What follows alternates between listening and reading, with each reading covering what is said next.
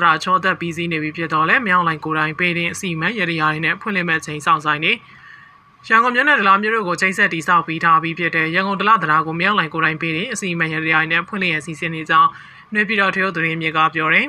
ဒီဇင်ဘာလတွင်ရန်ကုန်ဒလားဒရာအပြီးသက်ချောသက်ချိန်ဆက်ခြင်းစမ်းသပ်မောင်းနေခြင်းကိုဆောင်ပြီးခဲ့ပြီးဖြစ်ကြောင်းအခမ်းအနားနဲ့ဖွင့်လှစ်တာကြံရှိတော့ပြီးပေတင်ရရအစီမံနေနဲ့တရားဖွင့်လှစ်မဲ့နေရတဲ့အချိန်ကိုရွေးချယ်ခြင်းဖွင့်မဲမှာပါဝင်မဲ့နေနံနေကိုရွေးချယ်ခြင်းတွေကိုဆိုင်နေပါတယ်တရားကလူကြီးတွေနေကောင်းရက်သားရင်းတွေရပဲရှိတော့တယ်လုပ်ငန်းတွေကုန်ပြီးစီးသားဖွင့်မဲ့နေဖွင့်မဲ့ရဲပါဝင်ရမယ့်နေနဲ့ပုံကိုဖဲကြိုးရောက်နေတာတွေကစောင့်ဆိုင်ရွေးချယ်နေတယ်ဖွင့်တာကတော့အကြီးအကဲကိုယ်တိုင်မရောက်နိုင်ကိုယ်တိုင်ဖွင့်မဲ့လို့နေပြည်တော်ထွေးသတင်းမြစ်ကပြောတယ်အော်တိုဘာလတွင်ရန်ကုန်ဒလားဒရာနောက်ဆုံးဆင့်အခြေအနေကိုဂျပန်မြောင်းလိုက်ကလည်းကြည့်ရှုခဲ့ပါတယ်ရန်ကုန်ဒလားဒရာမှာတမဏိဂျိုဆိုင်လေးလံတော်ဒရာကြီးဖြစ်ပြီးတန်ချိန်1000ခွဲခန့်ရှိသင်္ဘောကြီးရေလန်းကင်းလို့စွာတော်လာနိုင်ရအမြင့်ပေ160ခန်းနဲ့ရှေလန်းကင်းလို့အကျယ်925ပေထားရှိဆောက်လုပ်ခဲ့ကြောင်းရှင်တစင်းချင်းခံနိုင်ဝင်အပြင်85တန်တိဖြစ်ကြောင်းကိုရီးယားထုတ်ကုန်သွင်းကုန်ဘဏ်နဲ့မြန်မာနိုင်ငံစောင့်လည်ဝင်ကြီးဌာနတို့က2015ခုနှစ်နိုဝင်ဘာလ16ရက်နေ့ကချင်းငွေဆိုင်ရာသဘောတူစာချုပ်လက်မှတ်ရေးထိုးခဲ့ကြောင်းသိရပါတယ်။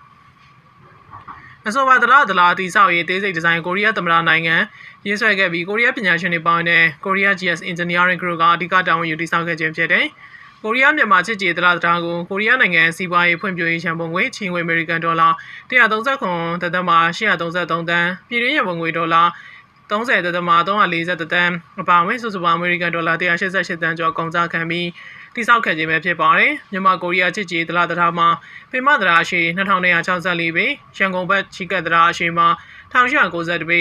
ဒလားဘက်ကန်ချီကတ်ဒလားအရှိမှာ1982ပေရန်ကုန်ဘက်ကန်နဲ့ဒလားဘက်ကန်ချီကတ်လန်းအရှိမှာ3453ပေဖြစ်ပြီးဒလားတစ်စင်းလုံးရဲ့စုစုပေါင်းအရှိမှာ6128ပေရှိကြောင်းသိရပါတယ်ဆက်လက်ပြီးလဲကုန်းမြို့နယ်ရှိခရိုင်ထွေရုံးမှာပုံပွားကွဲမှုဖြစ်ပွားရန်ကုန်တိုင်းလဲကုန်းမြို့နယ်ရှိခရိုင်ထွေရုံးကိုဖောက်ခွဲတိုက်ခိုက်ရာကျုံဆောင်ပြူစောတိထိခိုက်မှုရှိကြောင်းရန်ကုန်အာမီမတ်တောင်ရှိသူကပြောတယ်ဇန်နဝါရီလ2ရက်နေ့ညနေ6:40မိနစ်မှာလဲကုန်းမြို့နယ်ပဲခူးကားလမ်းမကြီးဘေးမှာရှိတဲ့စစ်တပ်ရဲ့တရားမှုရွေးကောက်ပွဲဦးဆောင်ပါဝင်လုပ်ကိုင်နေတဲ့ခရိုင်ထွေအုပ်ချုပ်ရေးမှူးရုံးကိုပြင်းအမြင့်မိုင်းနှလုံးနဲ့ဖောက်ခွဲတိုက်ခိုက်ခဲ့ကြောင်းသိရပါတယ်အဆိုပါတိုက်ခိုက်မှုတွေထွေရုံးမှရုံဆောင်လုပ်ကိုင်နေတဲ့ပြူစောတိထိခိုက်မှုရှိပြီးရေအတွက်ကိုတိပြနိုင်ခြင်းမရှိသေးပ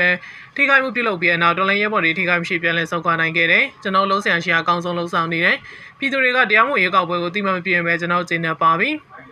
အဲ့ထွေရုံးမှာစစ်ခွေးတော့မရှိတော့ပြူစောတိပဲစောင့်နေကြမိုင်းကွဲတာပြင်းနဲ့မိုင်းဖောက်ကွဲတိုက်ခိုက်မှုကြောင့်ထွေရုံးထိခိုက်ပျက်စီးရရှိနေ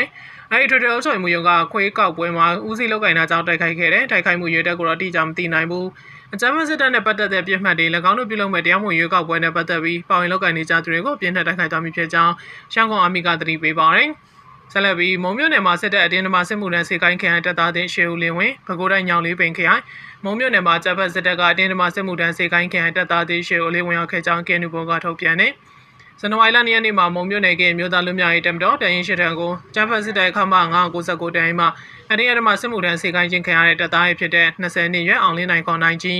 26နှစ်ရွယ်ဖြူအောင်ကောင်မဲလုံးနဲ့19နှစ်ရွယ်ဆန်းမင်းတို့ကိုအလင်းဝင်ရောက်ခဲ့ခြင်းဖြစ်ပါတယ်။အလားတူဒီဇင်ဘာလ29ရက်နေ့မှာညောင်လေးပင်ခိုင်မုံမြို့နယ်မှာကင်းမြို့သားလူမျိုးရေးတပ်မတော် KNL တန်းရှိတန်းကိုအကြမ်းဖက်စစ်တပ်ခမ999တန်းကပေါ်တာဆွဲဖမ်းဆီးခံထားတဲ့29နှစ်ရွယ်ညွန့်စော29နှစ်ရွယ်နေလင်းထန်18နှစ်ရွယ်စန်းကိုနိုင်ကို28နှစ်ရွယ်ကျော်ကျော်နဲ့30နှစ်ရွယ်မြင့်သောတို့အလင်းဝင်ရောက်ခဲ့ပါတယ်။အကြမ်းဖက်စစ်တပ်မှအတင်းအဓမ္မစစ်မှုထမ်းစေခိုင်းခံရသူများနေဖြင့်နီးစပ်တော်လိုင်းတပ်ဖွဲ့ထံကိုဆက်သွယ်ကဗပြန်းခုလုံးကြရန် KNUK မြို့သားစီယုံကတိုက်တွန်းလို့ဆိုရဲထို့အပြင်ဒီဇင်ဘာ21ရက်ကလည်းမုံမြို့နယ်မှာရှိအကြမ်းဖက်စစ်တပ်ခလာ85မှာစစ်မှုထမ်းတပ်သား3ဖြစ်တဲ့29နှစ်ရွယ်တပ်သားစိုင်းထက်ဝေ23နှစ်ရွယ်တပ်သားလင်းထမိုးနဲ့30နှစ်ရွယ်မောင်တက်မောင်တို့3ဦးကကရင်မြို့သားလူမျိုးရေးတပ်မတော် KNL တန်းရှိထံကိုချိန်ဆက်ပြီးအလင်းဝင်ရောက်ခဲ့ကြောင်းထိုစစ်မှုထမ်းတပ်သား3ဦးကအကြမ်းဖက်စစ်တပ်ကအတင်းအဓမ္မစစ်မှုထမ်းစေခိုင်းရန်ပေါ်တာဆွဲခံရသူတွေဖြစ်ပါတယ်ဆက်လက်ပြီးနှစ်သက်မှာတည်တည်မျိုးသိန်းနိုင်စူးစမ်းနေလို့ချင်းကြီးနောင်ပြော2025အတွင်းမှာချင်းပြည်နယ်တည်တည်မျိုးကိုသိမ်းပိုက်မယ်လို့ချင်းကြီးနောင်ကကြွကြော်ခဲ့ပြီးမှမအောင်မြင်ခဲ့တဲ့ဘောပြည်သူတအုပ်ချင်းစီကိုချင်းကြီးနောင်စေကော်မတီဥက္ကဋ္ဌစလိုင်းထန်ချုံဖေကတောင်းပန်လိုက်ပြီးနှစ်သက်မှာတည်တည်မျိုးသိမ်းနိုင်မှုဆက်လက်စူးစမ်းနေပါတယ်ချင်းကြီးနောင်ကဒီကနေ့ဇန်နဝါရီလ3ရက်နေ့မှာပြုလုပ်တဲ့နှစ်သက်ကြိုဆိုပွဲအခမ်းအနားမှာစလိုင်းထန်ချုံဖေကအခုလိုပြောကြားခဲ့တာပါမျိုးသိမ်းစစ်စင်ရေးရမလွယ်ကူပဲအသက်တွေပေးရသလိုငွေကြေးကုန်ကြမှုတွေအကြောင်းပြောတယ်လမ်းနဲ့မပြည့်စုံမှုလေ့ကျင့်မှုမပြည့်စုံမှုငွေကြေးခက်ခဲအကြောင်းစစ်ကောင်စီရဲ့လုံးစုံဖြတ်တောက်ရအောင်မှာများစွာရုံးကန်နေရကြောင်းစလိုင်းထန်ချုံတွေကပြောတယ်ဒါပေမဲ့ဇွဲရှော့မှာမဟုတ်ပဲတိတိမျိုးသိန်းရရှိဆက်လက်စူးစမ်းနေကြောင်းထပ်လောင်းပြောတယ်နယ်မြေကန် PDF ဆိုလန်းကလည်း ကျိုးပန်းနေလို့2026မှာစေးရီမှန်းချက်ပန်းနိုင်အောင်မြောင်လုံးဆောင်မယ်လို့ဆိုတယ်။ညတလောစစ်ကောင်စီကထိုးစစ်ဆင်နေလို့တိုက်ပွဲဖြစ်နေတဲ့ဖလန်းမြို့နယ်စေးချင်းတွေကိုစလိုင်းထန်ချုံတွေကတီးပေးတယ်။ဖလန်းမြို့နယ်မှာတိုက်ပွဲတွေများစွာဖြစ်နေကြောင်းစေးချင်းတွေကထုတ်ပေါ်ပြဖြစ်ပေမဲ့မြေပြင်မှာအမှန်တကယ်စစ်တိုက်နေတဲ့အချိန်ကာလဖြစ်ကြောင်းပြောပြတယ်။ချင်းညီနောင်အမအမိတ်တွေနဲ့ပေါင်းပြီး2024အတွင်းမှာချင်းတွင်းမဲ့တူပြီးမင်းတပ်ကံပလက်မြို့တွေကိုတင်ပိုက်ခဲ့တယ်လို့2025ຫນွေမှာဖလန်းမြို့ကိုတင်ပိုက်ခဲ့ပါတယ်။ဆက်လက်ပြီးပေါခေါမြို့နယ်မှာစစ်ကောင်စီတပ်တိုက်ခိုက်ခဲ့ဟာပဲခူးတိုင်းပေါခေါမြို့နယ်တွင်ကင်းမထွက်လာစစ်ကောင်စီတပ်ရင်းကိုပြည်သူ့ကာကွယ်ရေးတပ်တော်ပြ21ကိုကဲမောက်မှာရက်ပြီးတဲ့တပ်ဖွဲ့ကမိုင်းဆွဲတိုက်ခိုက်တယ်။အဲဒီတိုက်ခိုက်မှုမှာစစ်ကောင်စီတပ်နှောင်းသိပြီး3နေရာရခဲ့ပါတယ်။အမှန်နဲ့စစ်စင်နဲ့မြေပဲခူးတိုင်းစစ်ဌာနကွယ်မှုအောက်ကတိုင်းတပ်ဖွဲ့တွေကစစ်ကောင်စီကိုတိုက်ခိုက်တဲ့အဆက်စေတဲ့ရှင်မြင့်လုံဆောင်လျက်ရှိပြီးပဲခူးတိုင်းစစ်ဌာနတိုင်းတပ်ဖွဲ့သားမကနေပြည်တော်တိုင်းစစ်ဌာနကတိုင်းနေနဲ့ပူးပေါင်းပြီးလဲစစ်ရေးပေါ်ဆောင်လျက်ရှိပါတယ်။နောက်ဆက်အားပေးကြတဲ့အတွက်ထူပင်ကျေးဇူးတင်ရှိပါရရှင်။